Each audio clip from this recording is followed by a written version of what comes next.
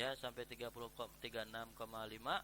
itu suhunya masih normal. Kalau 35 itu udah kedinginan. Cuman kalau 37 ter apa namanya masih sudah apa namanya kalau 37 ke atas itu teridentifikasi bisa jadi kena virus corona itu sendiri. Baik ya. Ini sebagai contoh. Nah, untuk pengukuran itu derajat Celcius. Nah, derajat Celcius itu dinamakan satuan.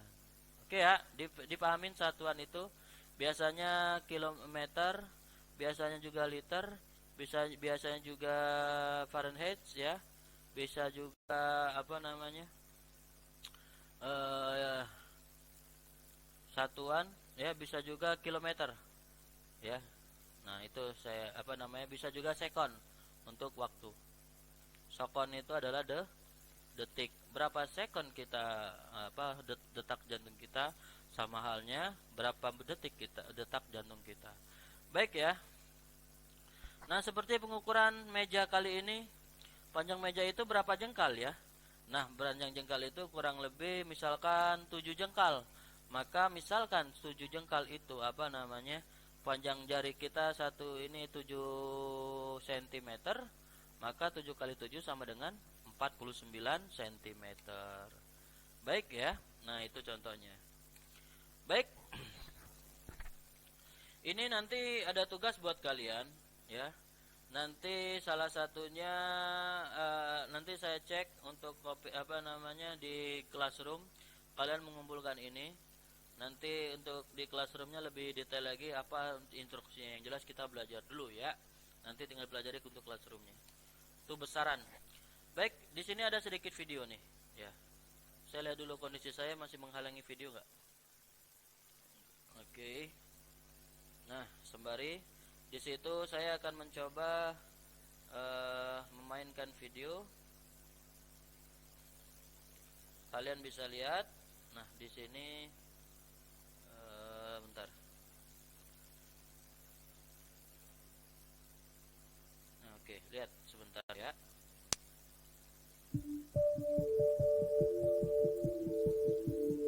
Saya akan cepat biar waktunya agak lebih simpel.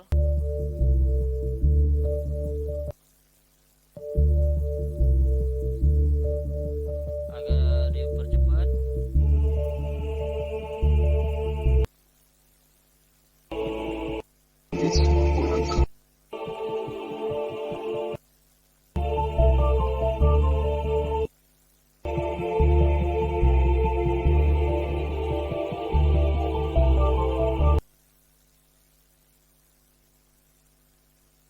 Nah, dari video tadi kalian bisa amatin dari pengukurannya. Jadi waktu kita apa namanya dilahirkan, dibentuk sama orang tua kita, ya, berapa waktu yang dibutuhkan untuk bisa mengeluarkan kita dari rahim ibu kita, dari apa namanya ibu kita mengetahui bahwa kita muncul di rahim ibu kita. Berapa? 9 bulan. Nah, pengukuran yang ada di situ berarti dari 9 bulan di rahim ibu kita bisa mengukur berarti kurang lebih rata-rata manusia dalam perut rahim ibu kandungnya kurang lebih 9 bulan. Kalau kita larikan ke second berarti banyak ya. Nah, betapa sulitnya seorang ibu itu apa namanya mengandung ya selama 9 bulan, membawa kalian ya kan ditimang, di apa namanya di makanan yang bergizi di dalam perut untuk menyelamatkan anaknya agar apa namanya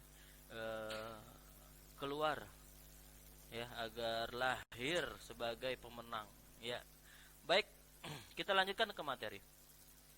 Besaran adalah segala sesuatu yang dapat diukur. Segala sesuatu yang dapat diukur. Contohnya bagaimana tadi, jarak sudah ya. Terus liter tadi udah ya untuk volume. Dan suhu Fahrenheit atau Celcius juga bisa. Dan juga untuk apa namanya satu lagi waktu second ya, ataupun nanti besaran turunan, nanti ada lagi besaran turunan, nanti ada kilometer per second ya. Terus ada apa namanya meter per second, ada jadi meter per second kuadrat. Nah, itu untuk percepatan. Nanti saya jelaskan. Yang jelas sekarang besaran adalah segala sesuatu yang dapat diukur. Ciri-ciri besaran fisika diantaranya, diingat ya. Nah, ciri-ciri besaran fisika diantaranya dapat diukur, memiliki satuan, dinyatakan dengan angka. Nah, saya perjelas lagi nih. Yang dapat diukur tadi apa? Bisa jadi jarak, ya. Bisa jadi tadi apa namanya, volume, ya, isi. Bisa jadi waktu dan lain-lain. Mau secara apa namanya, gambar atau tulisan nih? Saya dua-duanya ya. Yang dapat diukur tadi antara misalkan jarak tadi dari Monas ke Ciganjur, ya, ya. Nih Monas, nih Ciganjur, ya. Nah, memiliki satuan. Nah, contohnya ini nih ya, Monas Ciganjur. Memiliki satuan. Nah, satuannya apa? Misalkan kita mau pakai kilometer, ya, maka tadi kurang lebih jarak Monas ke Ciganjur kurang lebih sekian kilometer.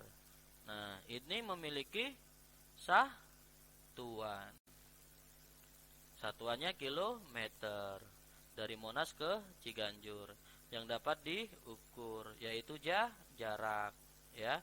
Nah, untuk jarak juga dinyatakan dengan angka. Nah, untuk mengetahui berapa besaran yang dimiliki, ya. Nah, di sini harusnya ada angka, ya. Gimana kenapa bisa angka, ya? Kalau kita amati secara rinci lebih jauh lagi, ya. Kalau tidak ada angka, cuman huruf doang, di huruf aja di dunia ini, A sampai Z. Nah, ya. Kita tidak bisa mengukur satuan tadi. Misalkan A kilometer jadi A km, ya. Nah, makanya dimunculkanlah angka-angka untuk membatasi antara satu dengan yang lainnya, ya, sampai tak terhingga. Ini contohnya ya. Nah, 1, 2, 3, 4, 5, 6 makanya dinyatakan dengan angka, ya. Kenapa? Ya karena tadi pemikiran-pemikiran sebelumnya, sebelum kita diciptakan, ya, orang-orang terdahulu sebenarnya sudah memikirkan, sudah mengamati kita membutuhkan angka dalam pengukuran itu sendiri. Makanya di sini kita amati tadi Monas Ciganjur panjangnya kurang lebih 23 kilometer. Dinyatakan dalam angka. Oke ya. Nah, kita lanjut. Ingat, ciri-ciri besaran fisika ada dapat diukur, juga memiliki satuan, juga dinyatakan dengan angka. Baik. Selanjutnya besaran-besaran dalam IPA itu apa? Ada besaran pokok, yang tadi besaran pokok yang tadi saya jelaskan, ada besaran turunan, ada besaran vektor, juga ada besaran saklar. Ya. Nah, kita amati semua besaran dalam IPA, ya.